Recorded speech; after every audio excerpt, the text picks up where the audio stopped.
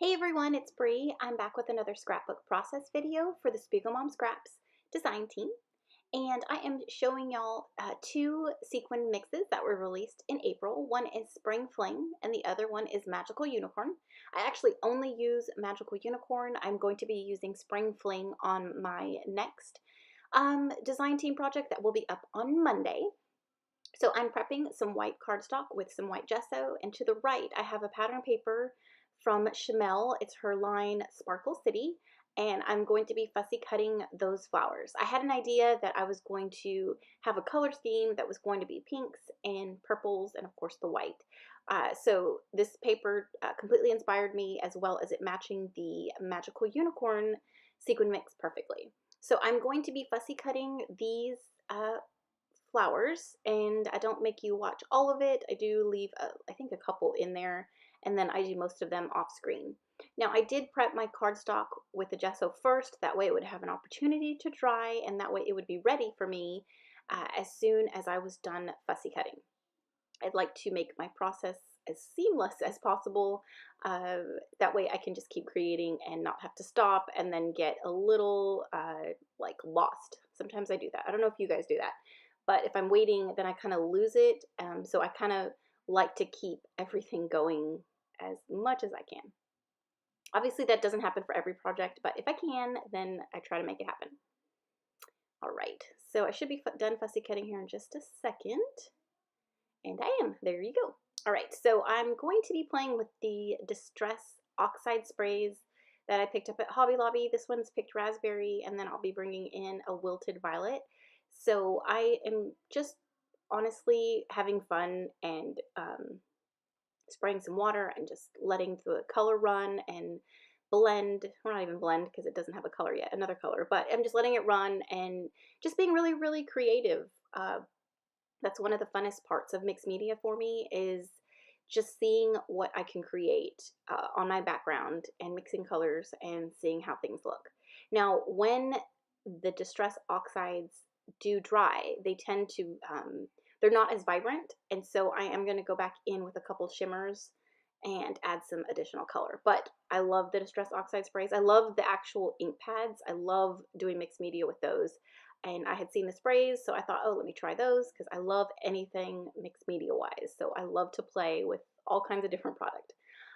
So yeah, that's what I'm doing. I'm just having some fun and letting the colors blend and spraying water and just mixing, and I love how it turned out. Let's see, so I'm going to add a little bit. Oh, the purple is wilted violet, and then yeah, the pink is picked raspberry. So I'm just still spraying and splattering and having fun. Oh, and I made the mistake. I was so mad at myself. I had left my paintbrush, which is that black one that I'm holding, and it's a silver velvet. I can't remember the name of it, but I had left it in my mug of water, and I was so angry. So of course it started like peeling, and I'm just so mad at myself because I've done really well, especially with those ones, because those are not like $1.99 at Michael's. Those are, you know, pretty expensive for me, and I was so mad at myself. Oh God, that will never happen again. Okay, anyways, so I went in with shimmers. I have a punked, it's a colorings, and it's punked up purple, and then I'm going in with the vibes in Sweetheart. And you can tell like when my whole background is dry, the shimmers really stand up, and it really gives you the harsh watercolor lines that I absolutely love. So I'm really glad that I layered the shimmers on top of the Distress Oxide sprays. I love how it turned out, because the Distress Oxides are so soft, and then adding the shimmers, it just adds more layers to it, and I love the look of it. So the photo I'm using today, of course, is my corgi. Her name is Luna, and you guys have probably seen her in a lot of my layouts. I wanted to use one of her because, you know, she's a girl, and I wanted to just use the pinks and purples for her. Not like I'm opposed to using girly colors or feminine colors for my boy layouts, but I thought it would be fun to focus on her this layout. And it's this really cute photo of her. It looks like she's dreaming of snacks, looking longingly off to the side. It was so funny. I was laying on a lawn chair in the patio, and had my phone set to portrait mode, and she was just sitting there. And so I just took the photo and I edited it in Pick Tap Go, and just loved how the shot turned out. So she's so cute. All right, so I've layered some Pocket Life cards on the back of her photo and tore some in the same colors as the Sparkle City pattern paper. And I added some foam to lift my whole photo cluster up a little bit. And then I'm adding some foam to my Sparkle City flowers.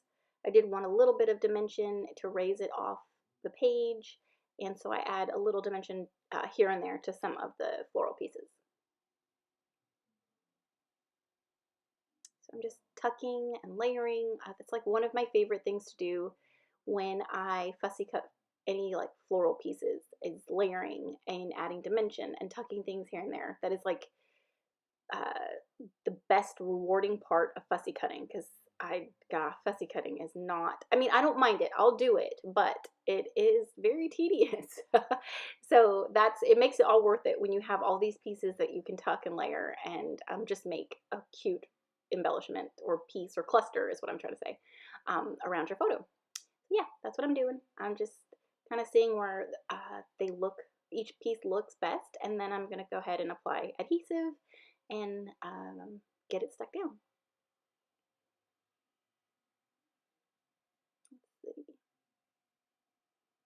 Wanted another embellishment cluster or layer over to the right, so I just took a piece of the Pocket Life card and trimmed it, and I'm going to make this floral piece work. At this point, I wasn't sure how I was going to have it sit. It seemed like a really big piece just for that small space. So I just leave it there, and then I'm going to move on to see what else I could add along my layout. So I'm using one of my, I think it's the April Hip Kit Club kit, and it's got a lot of the Paige Evans Horizon collection with with pink paisley. And so I've pulled out the colors, like, you know, and the pinks and the purples to keep everything the same.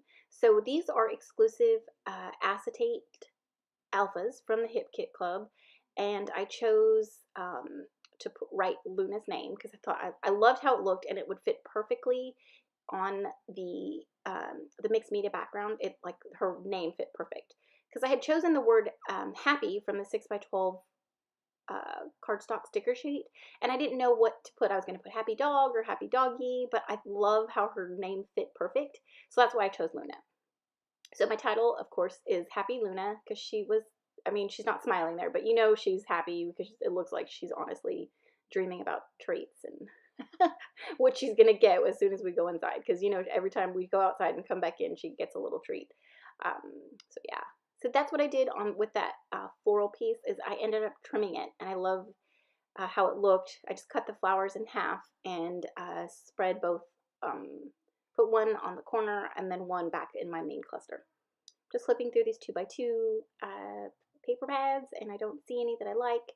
This heart ephemera piece matched perfectly. It did have like a brush stroke of orange, so I made sure to tuck that underneath the flower where it didn't show, and you honestly could not even tell that it had any orange on it.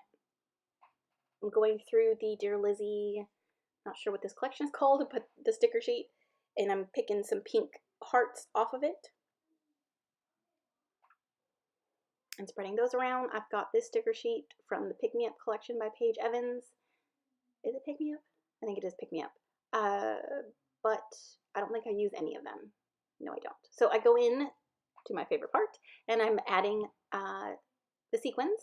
And again, this set is called Magical Unicorns, and I believe it was named, or it was created by Shannon. Oh my gosh, and I'm so sorry, Shannon, if you're watching this. I'm not sure if you are, but I cannot pronounce your last name, or I'm going to try. It looks like Engelke. I'm not sure. Engelke. So I can't remember if she named this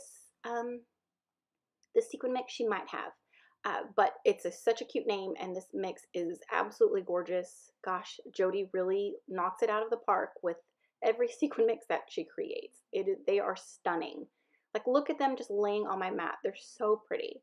I pulled Dragon Tails, the mix, out because I did want to add some of the darker, like the blue, um, but that kind of looks like purple onto the page because it did pull in that darker purple on the pattern paper where the flowers came from. So I love how this turned out. I'm adding some Chanel Sparkle City little enamel hearts.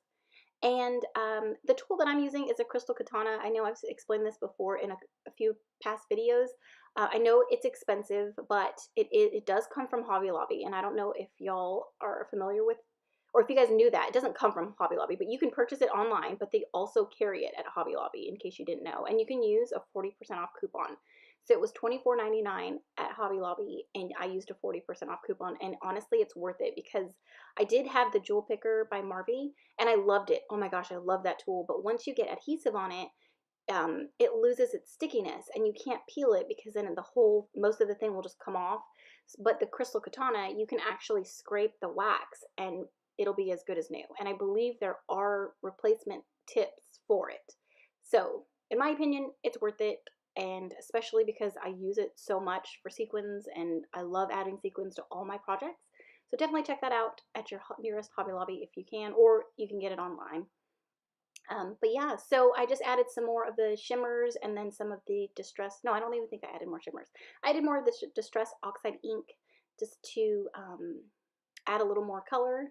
And I added the date, and that's it. My code is Brianna15. Don't forget to use that when you make your next purchase at SpiegelMom Scraps. There is my final layout. I love how this turned out. It was so much fun. Magical Unicorns is a beautiful mix. Thank you so much for watching, commenting, and subscribing, and we'll see you in the next one.